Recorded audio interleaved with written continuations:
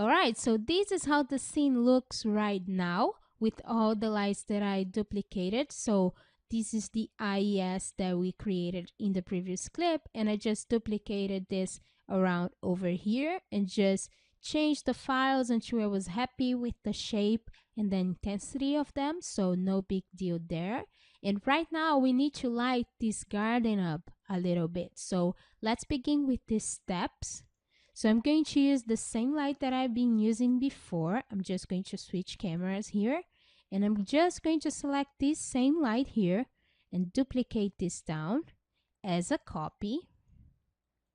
And then I'm going to move it over and change its scale and go from there. So I'm just going to change this scale here quite a bit and try to place this as close as I can. Let's just scale this arrow in so that we won't be confused. Just scale this in, move it over, just really scale this to fit the step as close as I can. And then we can stretch these out. Just make sure that it's not way too stretched.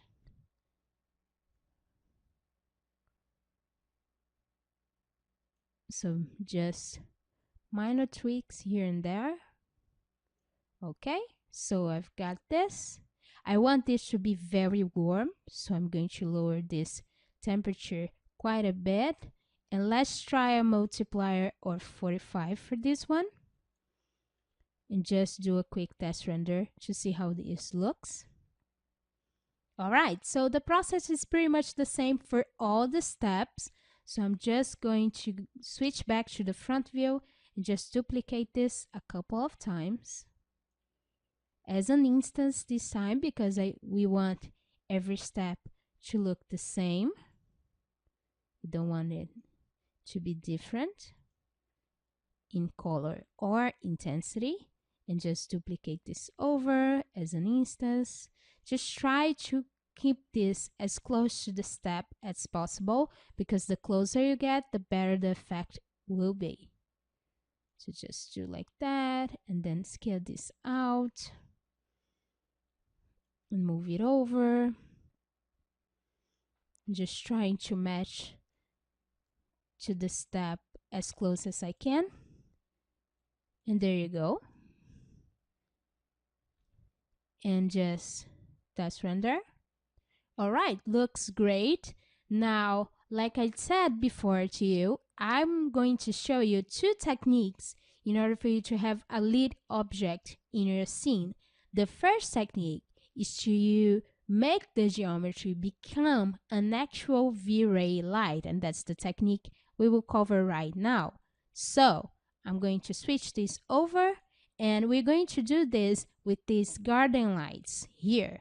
So I'm just going to open this group, and as you can see, we have a geometry in the inside that is just a lamp geometry. It's not anything important to the actual lamp shape. It's just there so that it becomes a light. So let's go ahead and do this and turn this into our light. It's very simple to do this actually. So I'm just going to create a basic V-Ray light. Here it is. And on the modify panel, I'm going to change the type from plane to mesh. Now, when I decide that this is going to be a mesh, I'm going to scroll down, find the mesh light options, and then I can pick the mesh. Now, this is tricky. So in order for this to work properly, I'm going to move this geometry out so that is easier for us to see. Okay, so back to the light, pick mesh, and then I click on this geometry. So then it's probably going to fly around to some place, but it is here. It is a light right now. Let's just change this pivot. There you go. And just move this over into place. We can switch this over right here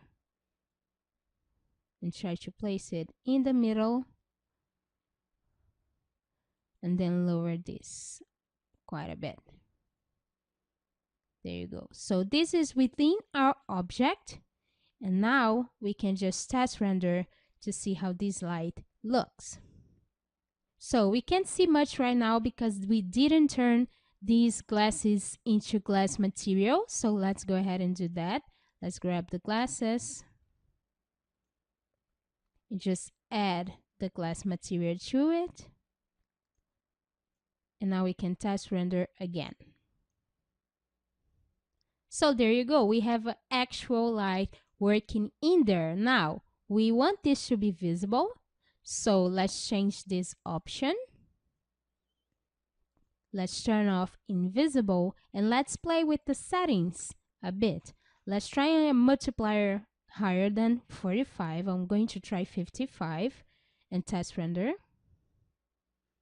Okay, so the geometry turned black. That means we have a problem with the normals of the object. We can switch the normals of the object. Or better yet, we could just enable this light to be double-sided so that we don't have to stress out over this. And test render again.